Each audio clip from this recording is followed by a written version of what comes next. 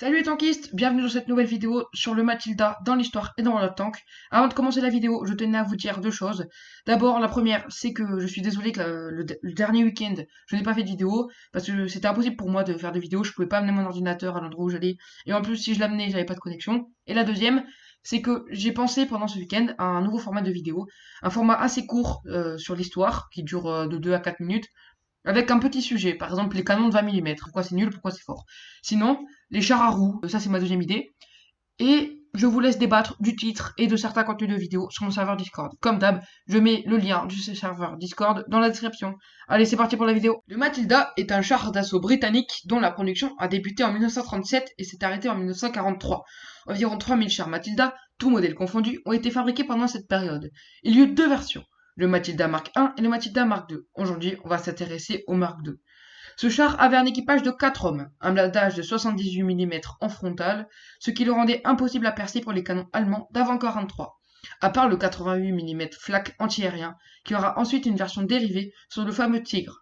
Son blindage le faisait peser quasiment 30 tonnes, et avec ses deux faibles moteurs combinés développant à eux deux 190 chevaux, ça lui faisait une puissance massique ridicule de 7 chevaux par tonne. Son plus grand défaut étant sa mobilité, les Anglais utilisaient ce char comme un bélier. En avançant en formation tous ensemble, il faisait peur à l'ennemi, incapable de percer son blindage. En plus de ça, son canon QF 2 Pounder était vraiment bon pour son époque. En bref, c'était un véritable KV-1 anglais, utilisé contre les Italiens et l'Africa Corps. En parlant de mini KV-1, pendant la campagne de Moscou, les Matilda étaient utilisés dans les mêmes rangs que les chars lourds soviétiques. Maintenant, voyons voir ce blindage si prometteur en détail. Nous voilà sur Tank GG avec notre petit Matilda avec la dernière tourelle face à un Panther 3J, donc ce qui devait affronter théoriquement dans la réalité, hein. Donc tier 4 vs tier 4. Le Panzer 3J, il ne le perce nulle part, hein. Voilà, même Tourello n'est pas un Tourello, 75 mm c'est comme devant. Il a pas de mantelet en fait, donc voilà, à part, je crois, ouais, enfin voilà, y a rien du tout, il y a un ricochet apparemment ici, mais bon, ça on s'en fout. De face, il perce pas, il y a aucun weak spot en fait, enfin, quand je dis ça, il y a un petit truc vert qui apparaît. Là, apparemment, il y a un petit weak spot par là. Sur les flancs, le Panther 3J ne vous perce pas. Regardez tout le blindage espacé. Il y a 40 mm de blindage, on va dire, de flanc, si on enlève les chenilles et tout le bordel. Il y a 10 mm de blindage espacé, encore 10 mm et 25 mm de chenilles. Sur la tourelle, il ne vous perce pas. Il y a toujours des petits trucs qui apparaissent, comme par-ci par-là. L'anneau de tourelle. L'anneau de tourelle, il va vous percer. Derrière, non. Et le cul, si. 20 mm. Et en dessous, non. Il ne faut pas tirer en dessous. Si vous avez un Matilda, tirez pas en dessous de 55, il faut tirer au-dessus. Tirez dans le réservoir. Tirez dans le réservoir, comme ça fait prendre feu.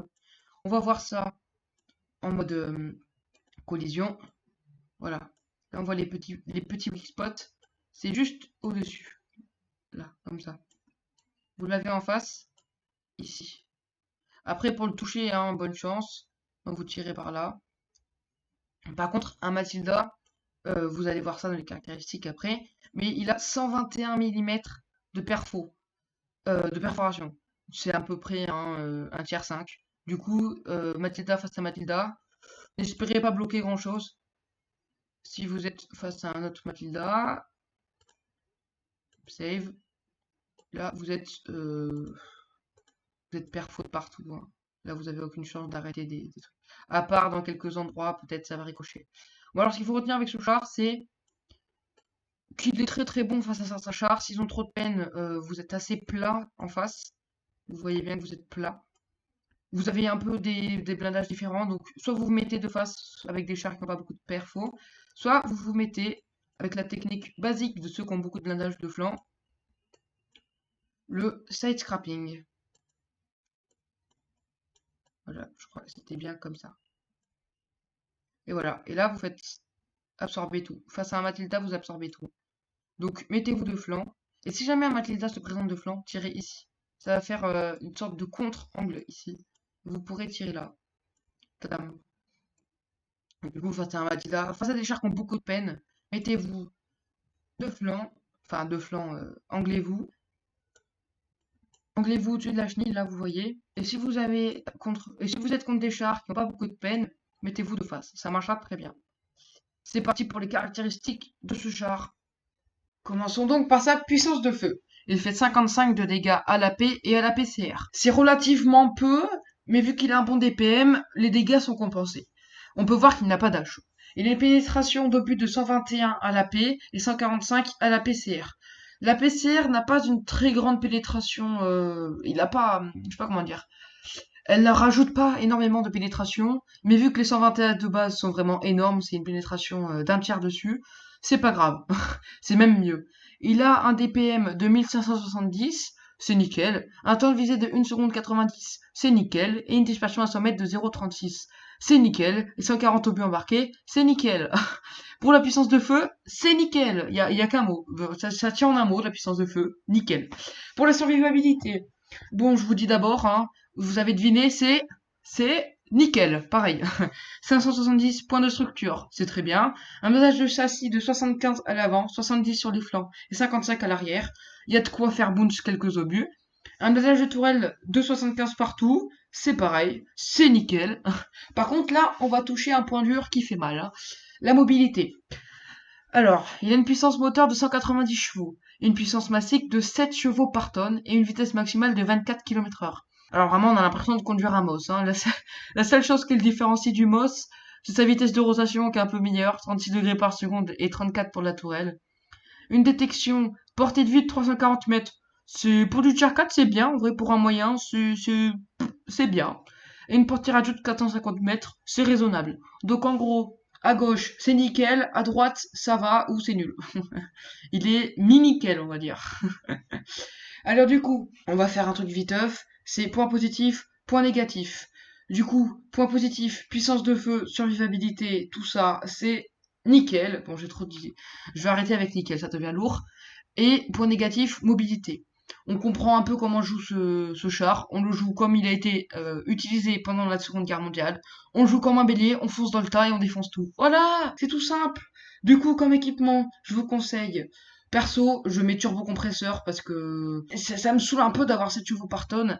Après, vous pouvez mettre ventilation, ça marche bien aussi. Je mets fouloir, c'est obligatoire. Si vous mettez pas fouloir, ben, je vous tape, hein. Je viens chez vous, je vous tape. Voilà. Et après, stabilisateur vertical, ça peut servir. Ou sinon, vous mettez votre petit équipement qui vous fait plaisir. De toute façon, c'est des équipements pour s'adapter à vous. Donc, vous faites comme vous voulez. Optique traitée aussi, je dis, ça peut servir pour certains cas. Si jamais vous foncez dans le tas, vous êtes devant, vous spottez, vous êtes derrière et vous font des dégâts de spot.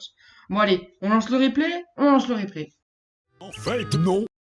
Va bien te faire pinguiner, petit cachalot. Vegas a décidé de faire grève. Chez. Je sais pas. La chance n'est pas avec moi en ce moment. Entre OBS Studio qui me fait des blablabla à la fin de chaque phrase et de chaque mot, et l'autre Vegas qui veut pas ouvrir les fichiers que je lui demande de replay et de musique, du coup je ne peux rien faire à part mettre d'autres fichiers qu'il accepte. Il accepte pas certains fichiers. Dites-moi si vous savez comment faire. Et bah si vous voulez me soutenir en attendant dans ces moments difficiles où je me bats avec mon ordinateur, mettez un petit pouce bleu et abonnez-vous. Voilà. Allez, je vous laisse. À plus.